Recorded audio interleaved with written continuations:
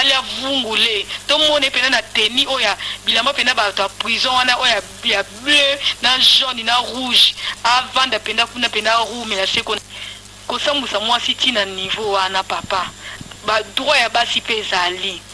so pena bulu angengo to ibaka na kala pona nga papa penza héritier kende kaka kende akende soko kende bulu so po kena ngenga po so kende osio akende papa pona nga penza na sepele lokola ye aya pena na tembe na musique bon comportement non Nina Congo qui est exemplaire un artiste au hasard propre et clean au yebi qui a sans défaut qui donc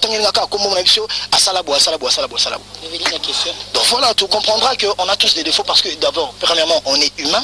et deuxièmement, tout peut changer. Seul le baudet, en français on dit, seul le baudet ne change pas, seul le fou ne change pas. N'hésitez pas à liker la vidéo si elle vous plaît et si vous êtes nouveau sur la chaîne, n'oubliez pas de vous abonner et d'activer la notification pour ne rater aucune de nos prochaines vidéos. On commence. Pour ne pas s'abonner, c'est facile.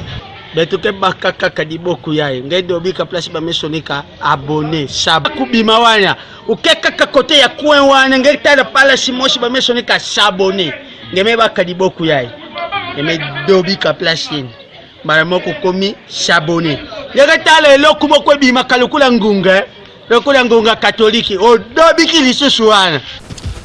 bande ko ba congolais na pesibino mbote pe na pesibino merci ningi boza kibele Botala biso na chaîne na biso oyo ezopesa information chaîne oyo lingami partout bandeko bozobenga baza partout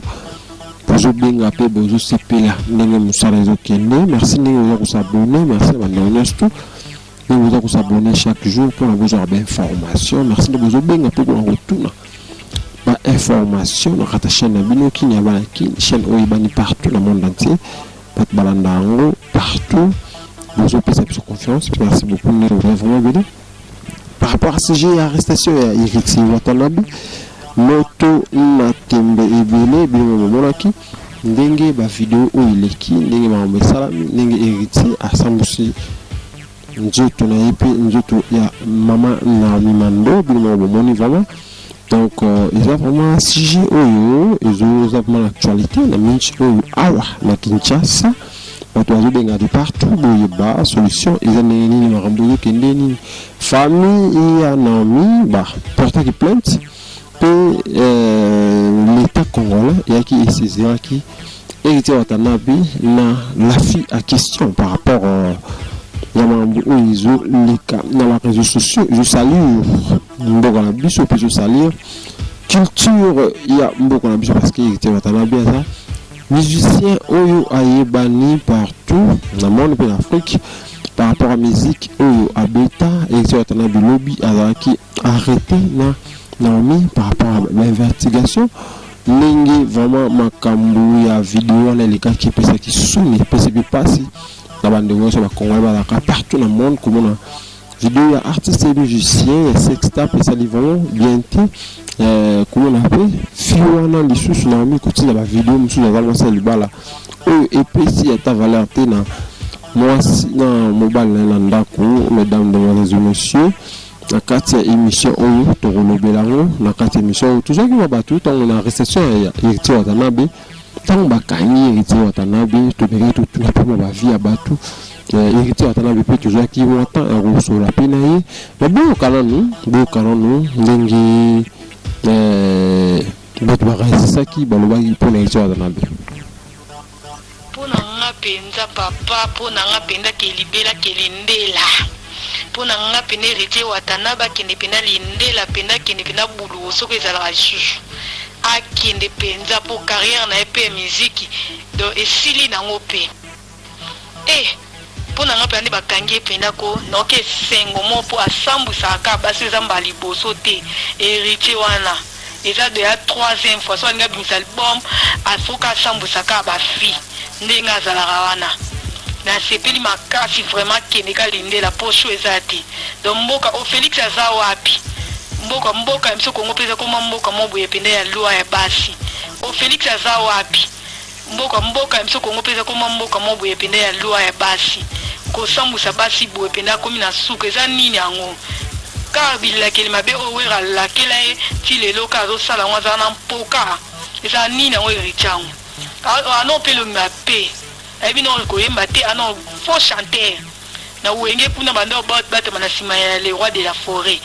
akende penda papa ke pa lindela so lindela ezala kuna na Kongo akende penda ali avungule to mone penda na teni oya bilamba penda bato prison wana oya ya bleu na jaune na rouge avanda penda kuna penda rouge na seko kosambusa mwasi tina niveau wana papa ba droit ya basi pe ezali so penda bulu angengo to ebaka na kala pona nga papa penza héritier akende kaka akende soki okende bulu soki mpo okende angenga mpo soki okende osiyo akende papa mpona nga mpenza na sepele lokola ye aya mpenza na tembe na miziki tembe mpe ya kosambusa basi papa akende mpenza soki bulu ezalaka kaka ti lelo akende mpenza soki angenga ye akende tomonika na teni mpena bata prison akende tosepe nango te yaka ti nzeye soki ka asambusi mitakala basi nde azwi succès to soki album na abimisa sika aza no impoli na aza no mal éduqué nga kutu nalingaka ye te akende kaka tosepe nango te papa kosambusa basi boye ti na niveau eza première fois te eza troisième fois so alingi abimisa album na ye succès eza te lokola faux chanteur bando batama na nsima wenge ya le roi de la forêt ako atikala ye mo fo asambusa mpo azwa gaz papa akende mpo na nga mpenza papa akende libela mpo toza mpe na ntina miziki nete miziki ekuta obeta banda album eyokana mpe te miziki yango mpe kutu tomonaka toyebi kutu ata nzembo na ye te succès ezalaka te aza kuna succès te na baorgame wana yemba. Merci beaucoup, mesdames, mesdemoiselles et messieurs. Bouti, Kolanda, Basi, Bafi, Congolais, Baza vraiment à Kanda par rapport à héritier Watanabe, Ati Oyo, Salami di Soussou et Sali Passi. Pourquoi Kaka héritier Watanabe alors que tout le monde fallu il peut pas du cap la merveille, tout le monde va fabriquer, tout le monde va faire égaux la Bill Clinton, tout le monde va JDP. Pourquoi maman ça la marati? Bah viens là bango kutu ba wera son ba JB piana. Bah m'a dit le système au batika biso ba papa kala campagne personnellement. Pourquoi maman ça la met la bango te bango ba artiste au bana ko ba bien. Na mboko na biso ko ba ça la fierté musique na biso congolais. Mais pourquoi est-ce que héritier de la Bessala Kango a bakité to asala Kango kaka bongo en tout cas bon non histoire héritier de la Benin toujours qui na tango ava bakangaye bon na héritier de la Benin bon comportement non Nina Congo qui est exemplaire un artiste au hasard propre clean au yebi qui a sans défaut qui sur autant qu'il y a comme on a vu à Salabo. Donc voilà, tu comprendras qu'on a tous des défauts parce que d'abord, premièrement, on est humain et deuxièmement, tout peut changer. Seul le baudet, en français on dit, seul le baudet ne change pas, seul le fou ne change pas. Juste pas un baudet. Merci beaucoup, Botuanda. Héritier Watanabe, Autiko. Répondre à lui, ils ont gaffe, il y a des musiciens, ils ont tenu sur salaron, ils ont caillé, ils ont sauté, ils ont moroté, ils ont clean, ça dit, ils ont moroté, ils ont propre, musiciens, ils ont propre, ou à Kouloubaza propre, il y a là qui s'est mabé, ou il y a ça là, donc c'est vraiment pas si mingi, Burundi, Héritier Watanabe, à répondre. Merci beaucoup d'avoir tout au Tarabi, vous avez de peu partout. Dans le monde entier, merci, vous avez besoin de soutenir ma chaîne, vous avez besoin de la publicité, vous avez besoin de la entreprise, la chaîne biso kini abalaki oikangi Kinshasa mobimba Europe batutu basepe alors merci beaucoup de vous avoir abonné vous à la prochaine vous s'abonner chaque jour pour trouver ces informations pour voir la vidéo image non ou Zoli kala Kinshasa actualité ni sur théâtre musique politique tout les kaka namboka na biso to la kisa biso merci beaucoup na radio Kinshasa kini ya bankini wa bino mongongo ya Kinshasa na vraiment na sango ya kuamba po na bino kosola pila mi marambo ya héritier Watanabe po na mboka na biso beti kala malamu merci beaucoup ne boyaki ebele ko tala émission biso